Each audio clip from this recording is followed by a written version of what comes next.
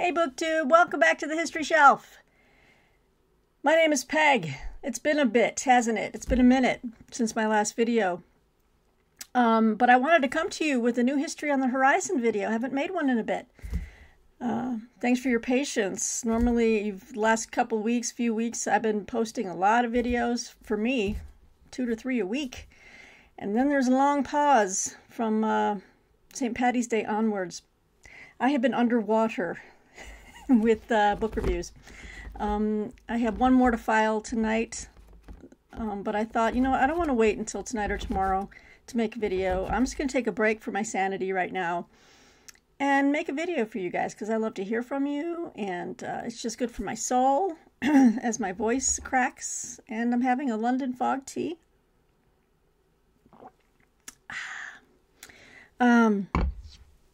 Yeah, so this is a assortment of books that have come out that are either out right now or are coming.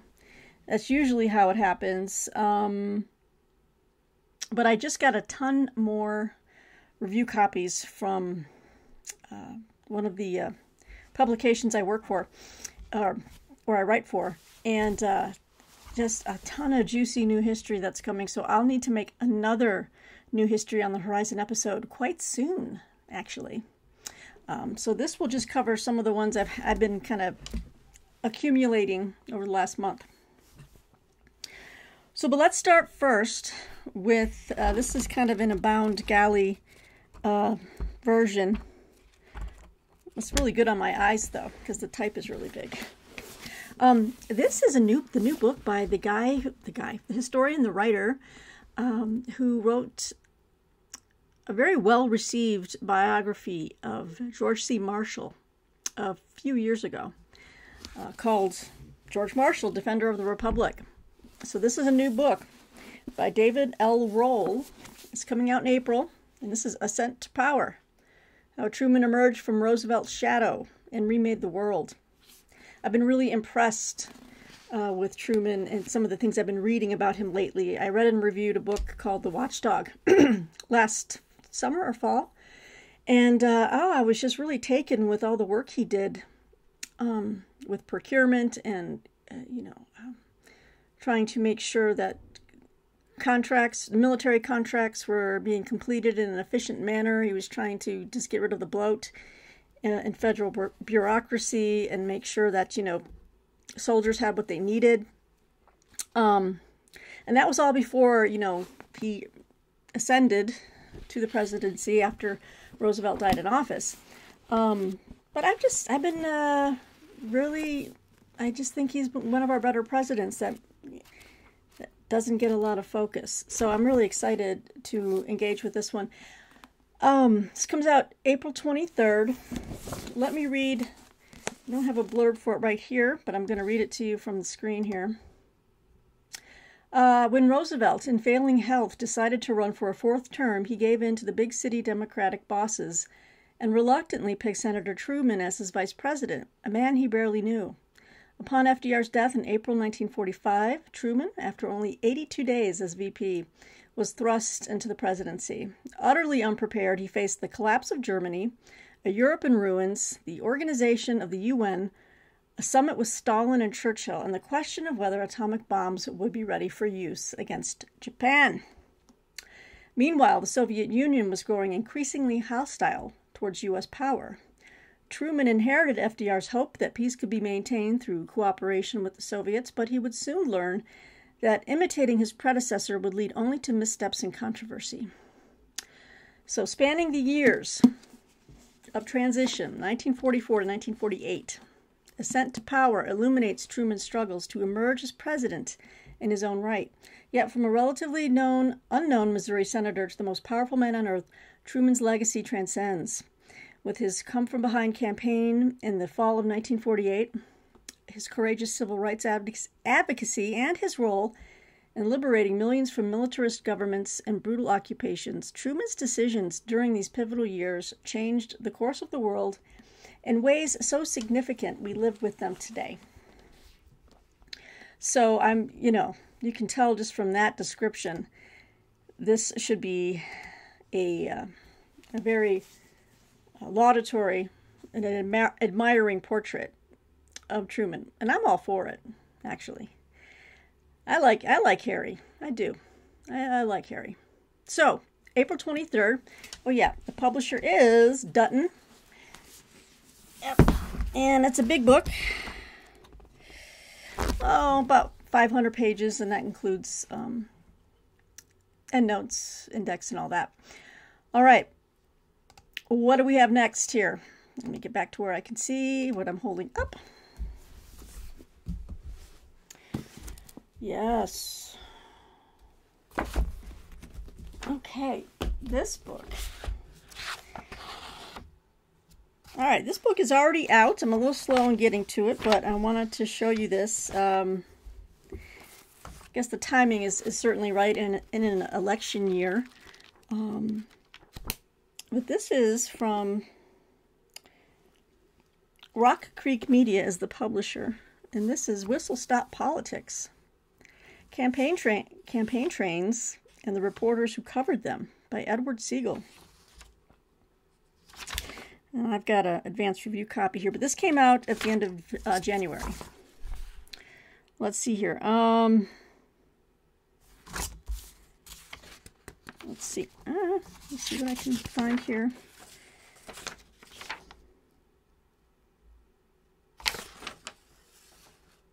All right. Let me just read the back of this. I think this one's got more that I want instead of this pub sheet, which is really big. Memories of the pivotal role campaign trains played in American elections fade with the passing of each generation. Also forgotten are the stories documented by the reporters who traveled with hundreds of whistle-stopping politicians, including Franklin Roosevelt, Harry Truman, Dwight Eisenhower, and Ronald Reagan. The trains were the backdrop of political drama, intrigue, humor, and triumph for more than 185 years. Campaign trains were an American invention that enabled politicians to connect with as many voters as possible in the country's largest cities and smallest towns. Filled with engaging anecdotes and striking images, this book is an exciting journey back into America's political past, opening new windows into the personalities and political campaigns that shaped our history. And that is by Edward Siegel. Yeah. It's a fun little read. You know, type is just nice and fat and big. You can just make your way through here pretty easily. We've got, where are the, lots of photos in the beginning pages. I don't know if they'll move them to the into the middle of the book for the final version. Well, the final version's already out. I don't have a finished copy of it, but yeah, we don't really know about that anymore, do we? Back in the day, train stops, that's where people went to see people passing through town. Not anymore. Not anymore. So, a nice little walk back in time. Whistle Stop Politics by Edward Siegel. That is out now. All right. I'm not sure if I've shown this to you. This is a Princeton, a new, relatively new Princeton release. When did this come out? February. This came out at the end of last month. So, okay. But I've got a finished copy of it, and that is Pax Economica. Pax Economica, Leftwing Visions of a Free Trade World by Mark William Palin. I'll hold this up so we get the color. Okay. Today, free trade is often associated with right-wing free marketers. In Pax Economica, historian Mark William Palin shows that free trade and globalization, in fact, have roots in 19th century left-wing politics. In this counter-history of an idea, Palin explores how, beginning in the 1840s, left-wing globalists became the leaders of the peace and anti-imperialist movements of their age. By the early 20th century, an unlikely alliance of liberal radicals, socialist internationalists, feminists, and Christians envisioned free trade as essential for a prosperous and peaceful world order. Of course, this vision was at odds with the era's strong predilections for nationalism, protectionism, geopolitical conflict, and colonial expansion. Palin reveals how, for some of its most radical left-wing adherents, free trade represented a hard-nosed critique of imperialism, militarism, and war. Ooh. Palin shows that the anti-imperial component of free trade was a phenomenon that came to encompass the political left wing within the British, American, Spanish, German, Dutch, Belgian, Italian, Russian, French, and Japanese empires. The left-wing vision of a Pax Economica evolved to include supranational regulation to maintain a peaceful free trading system, which paved the way for a more liberal economic order after World War II, and such institutions as the United Nations, the European Union, and the World Trade Organization. Palin's findings upend how we think about globalization, free trade, anti-imperialism, and peace. Rediscovering the left-wing history of globalism offers timely lessons for our own era of economic nationalism and geopolitical conflict. Let's see here. It's a little over 300 pages. So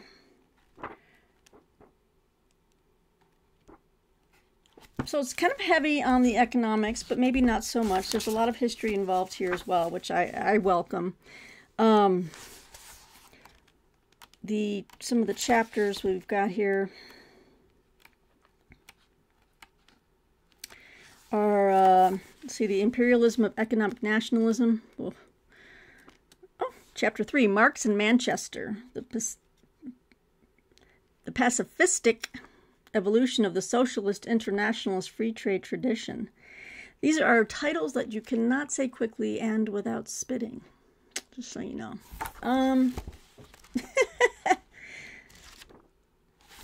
We've got some visual aids here, a seditious image, what that is. Anyway, it's kind of interesting. This is definitely more of an academic read. I know of a certain I don't want to say old, but a booktuber who is no more on BookTube, who probably would have read this and had lots of opinions on it. Well, let's see what I can make of it. Pax Economica, Left-Wing Visions of a Free Trade World, from Princeton University Press, my friends at Princeton University Press. Oh, let me show you this. I got the, I don't know if I showed this to you yet, guys, but I did get the finished copy of this book. I'm sending the arc of it at his request. I'm sending it to Bill Rutenberg, but this is the final copy out now of Brought Forth on This Continent, Abraham Lincoln and American Immigration, by Harold Holzer. And the hardcover already has a blurb on the front by John Meacham. So I reviewed this book, and I loved it. You know, with the glut of Lincoln studies out there, it's hard to find something that says anything new about Lincoln or strives to find a new angle. And sometimes that people really kind of try too hard and it just doesn't work. But this one, I thought this was a welcome study that focused specifically on Lincoln, his attitudes toward immigration, how that informed some of his decisions, his speeches, and even down to what type of jokes he would tell.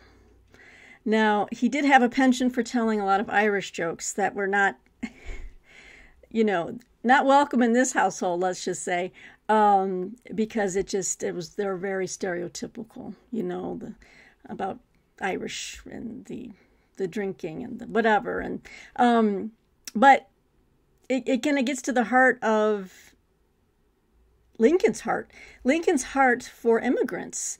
He had a big heart for the German Americans that came over. And in fact, one of his private secretaries, John Nicolay, his name was anglicized, was German. So he had a big German following. Lincoln as a Republican, a lot of the Germans were Republicans, the German immigrants. The Irish tended to go more towards the Democratic ticket.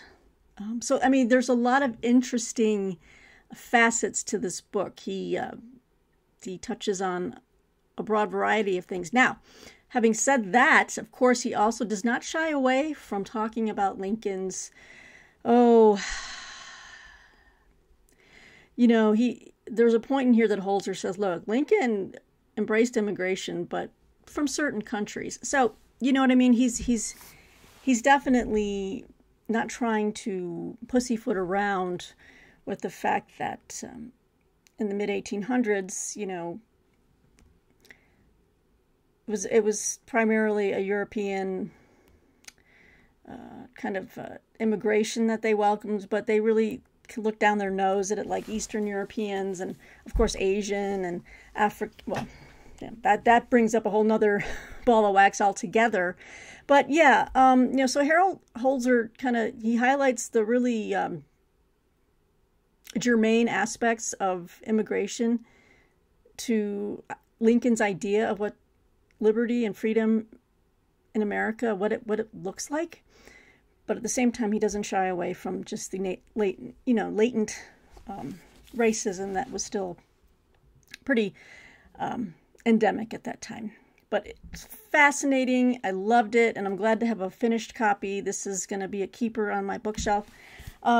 This is out now, but let me go ahead and I'll read you the dust jacket, even though I've just kind of told you what I think about it. But in 3 decades before the Civil War, some 10 million foreign-born people settled in the United States, forever altering the nation's demographics, culture, and perhaps most significantly, voting patterns. America's newest residents fueled the national economy, but they also wrought enormous changes in the political landscape and exposed an ugly and at times violent vein of nativist bigotry. Abraham Lincoln's ascent ran parallel to this turmoil. Even Lincoln himself did not always rise above it, like I said. Tensions over immigration would split and ultimately destroy Lincoln's Whig Party years before the Civil War. Yet the war made clear just how important immigrants were and how interwoven they had become in American society. Holzer charts Lincoln's political career through the lens of immigration, from his role as a member of an increasingly nativist political party to his evolution into an immigration champion, a progression that would come at the same time as he refined his views on abolition and black citizenship. As Holzer writes, the Civil War could not have been won without Lincoln's leadership, but it could not have been fought without the immigrant soldiers who served and by the tens of thousands died that the nation might live. Brought forth on this continent, assesses Lincoln's life and legacy in a wholly original way, unveiling remarkable similarities between the 19th and the 21st. And I couldn't agree more. And so this is out right now. I highly recommend you look it up at your library, pick up a copy, whatever you like to do. It's put out by Dutton.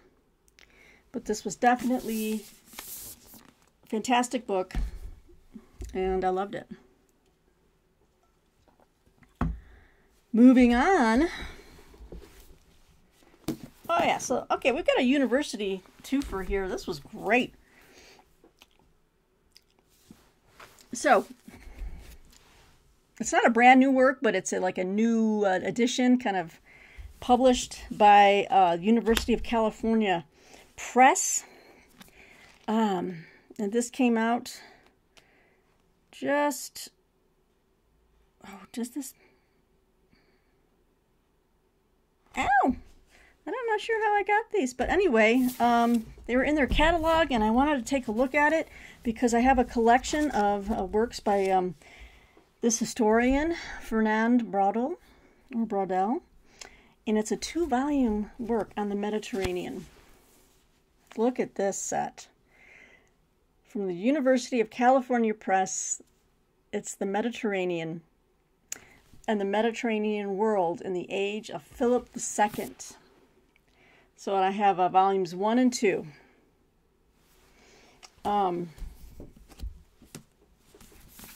Beautiful books here.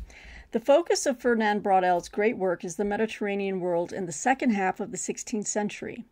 But Braudel ranges back in history to the world of Odysseus and forward to our time, moving out from the Mediterranean area to the New World and the other destinations of Mediterranean traders.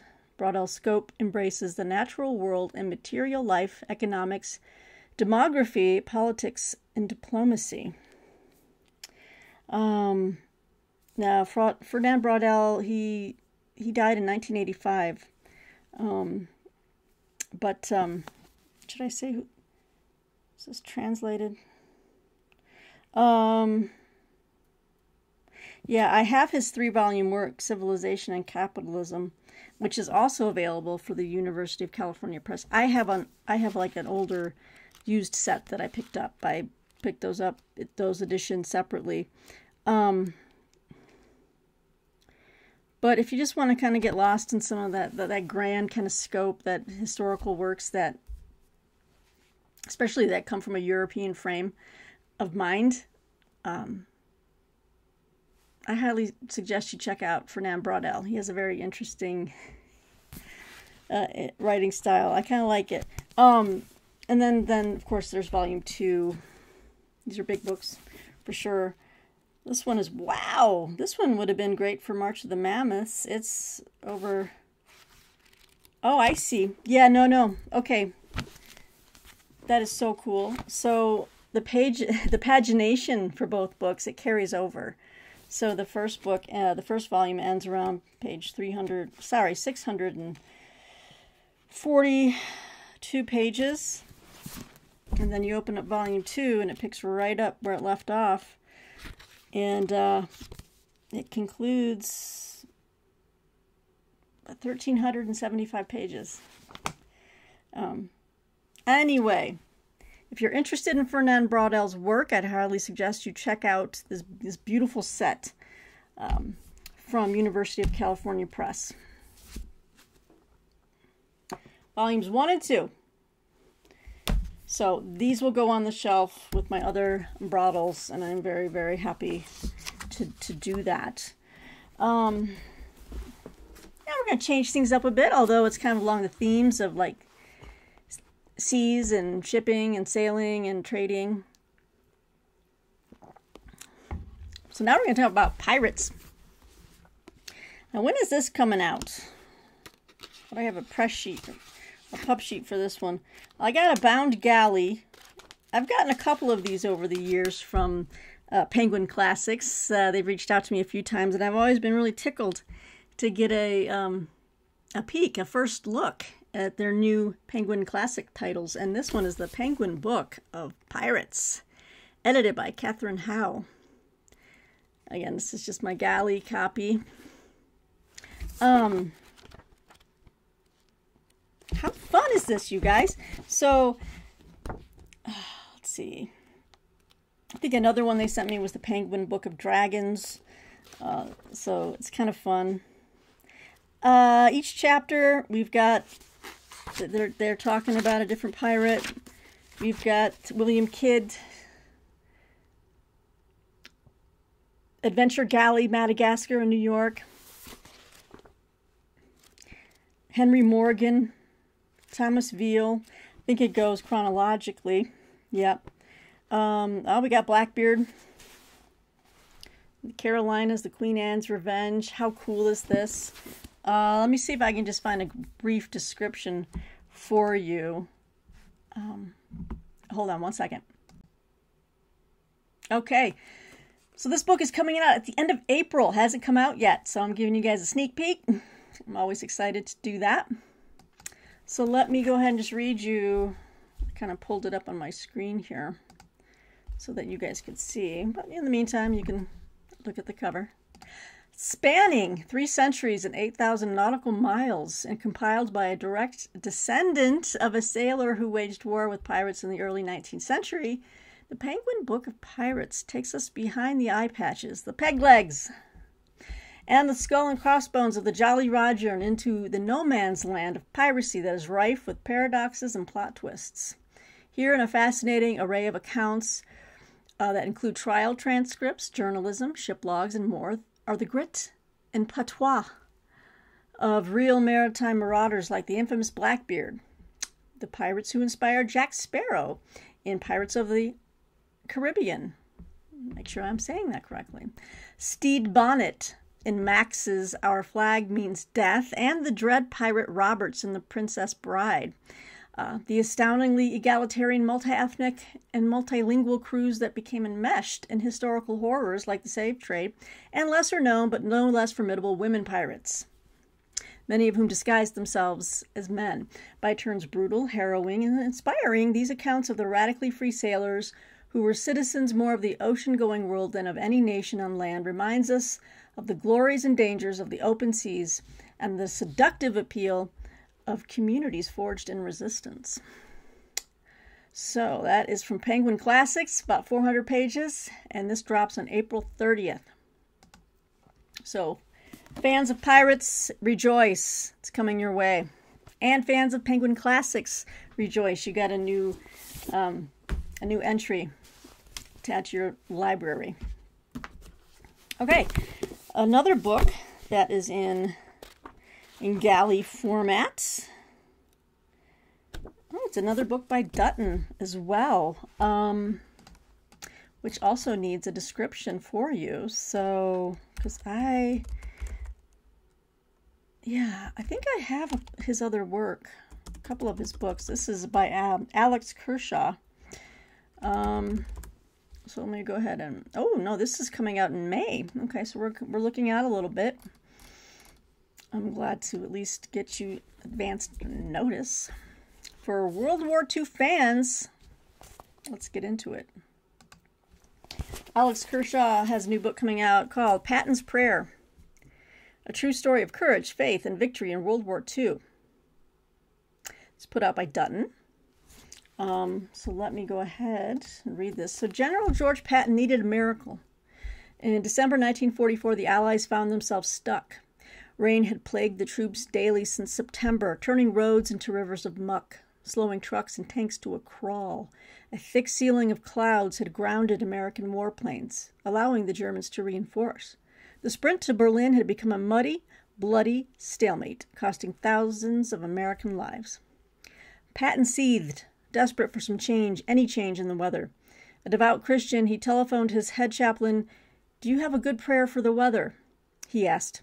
The resulting prayer was soon printed and distributed to the 250,000 men under Patton's command. Pray when driving, the men were told. Pray when fighting. Pray alone. Pray with others. Pray by night and pray by day. Pray for the cessation of immoderate rains, for good weather for battle. Pray for victory. Pray for peace.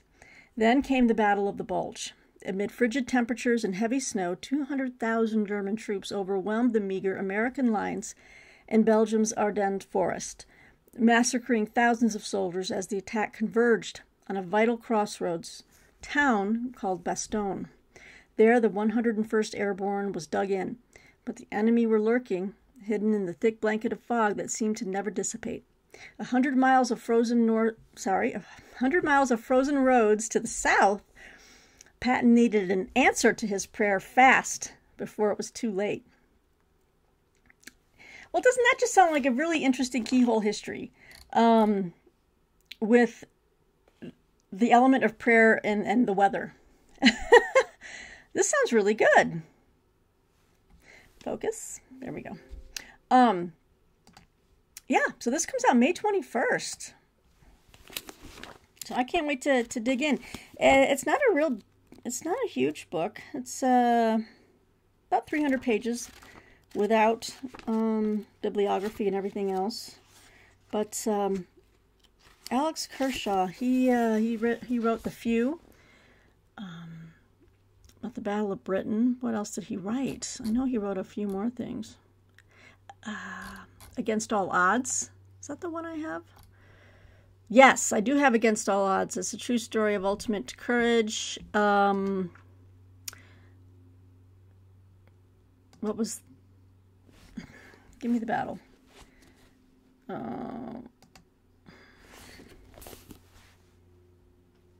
What is going on here? I think I have Against All Odds, but anyway, this is Pattons Prayer. It's coming out in May. A new book from Alex Kershaw. If you're a big fan of his, check it out. Let's see here. I'm going to save these Yeah. All right, now we're going to switch gears a little bit and go over to, I got this book, I asked for it from Whip and Stock publishers. The imprint, though, is Cascade Books. I was intrigued because I have read one of the authors pretty widely. I really enjoy Philip Yancey's work, particularly in the field of, his books on they're not like hardcore theology, Christian theology. They're more of a just moving type of meditations on being Christian and things like that. I've always enjoyed Philip Yancey. So when I saw his name on this as co-author, I was like, this is intriguing. Let me check this out. And this is What Went Wrong? Russia's Lost Opportunity in the Path to Ukraine by Philip Yancey and John A. Birnbaum.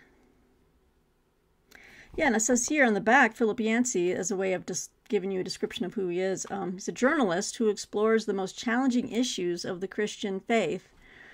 And he's written 25 books or more, published in some 50 languages. Yeah, I read a lot of Philip Yancey. I've really enjoyed his work. I've thought many of those books were a huge blessing to me as a younger Christian and growing into my faith. But let's see what this one, it's a very slim volume. Again, I got this from Whip and Stock. It's from Cascade Books. It says here, the fall of the Berlin Wall in 1989 ushered in a tumultuous period for Russia and Ukraine. The Soviet Union broke apart, communism was exposed as morally bankrupt, and Russian leaders turned to the West for help. In an astonishing development, Mikhail Gorbachev and Boris Yeltsin invited a group of American evangelicals to give advice on restoring morality to Russia. The nation was moving toward democratic and religious freedoms until one decade later, Vladimir Putin abruptly reversed course. He labeled most religious organizations as, quote, foreign agents, end quote, and set in motion an aggressive plan to restore the pride of the, quote unquote, Russian world. Putin's alliance with the Russian Orthodox Church and his hostility to true democracy led to the brutal invasion of Ukraine, which had opted for freedom and democracy.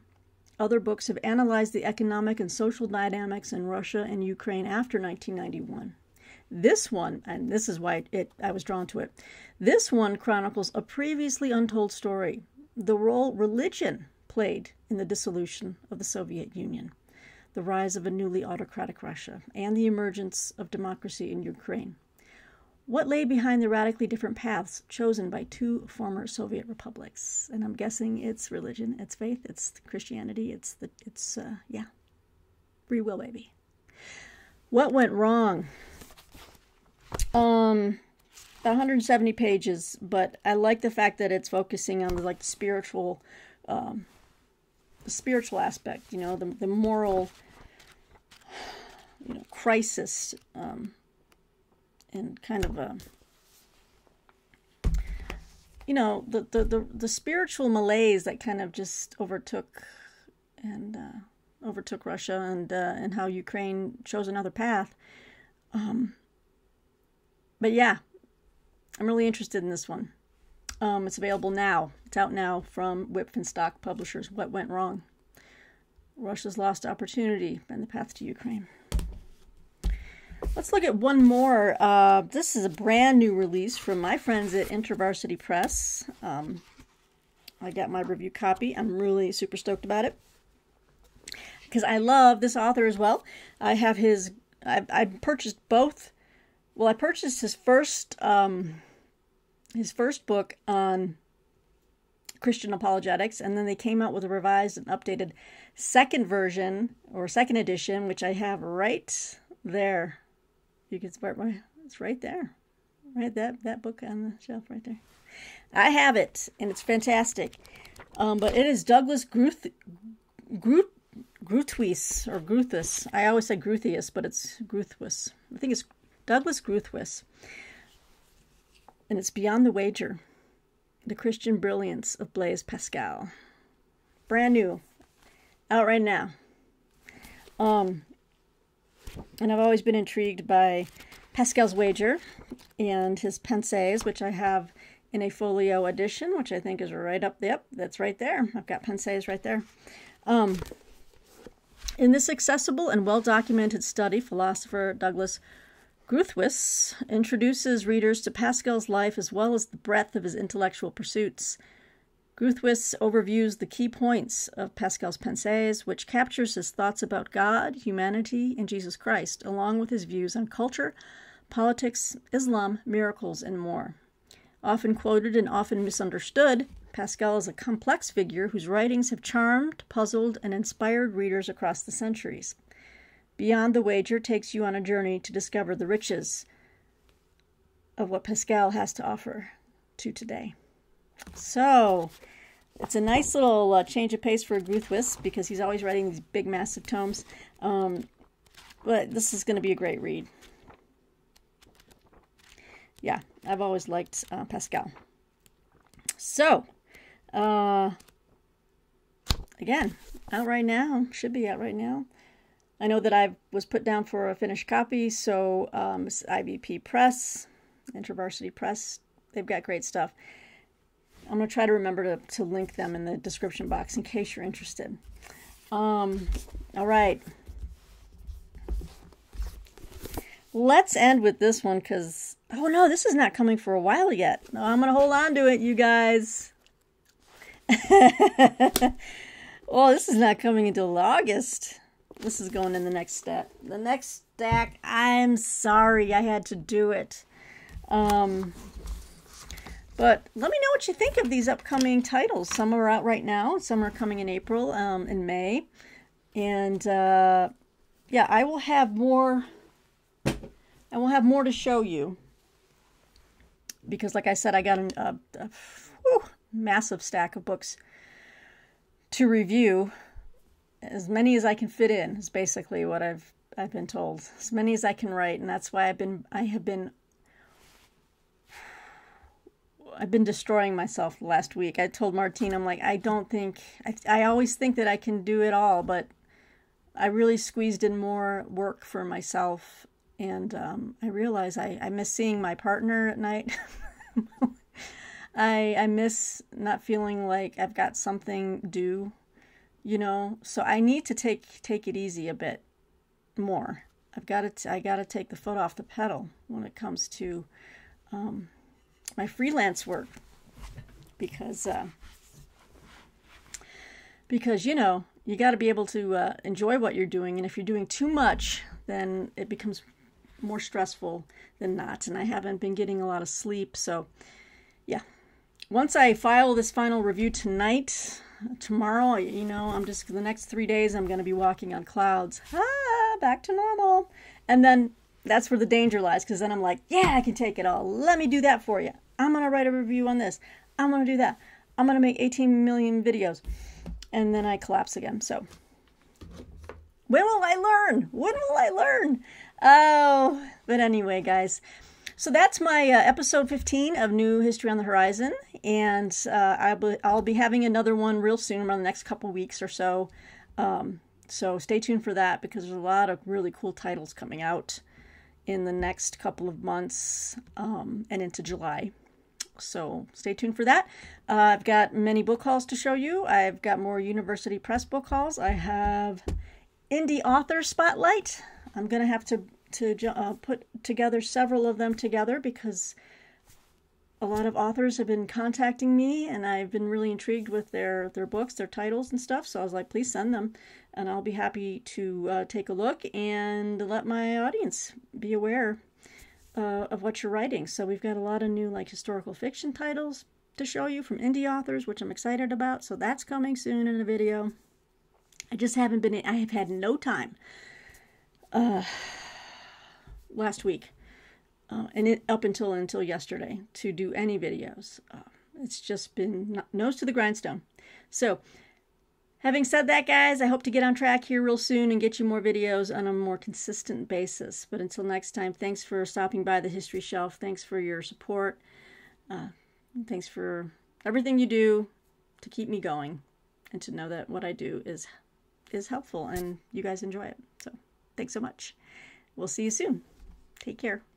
Bye.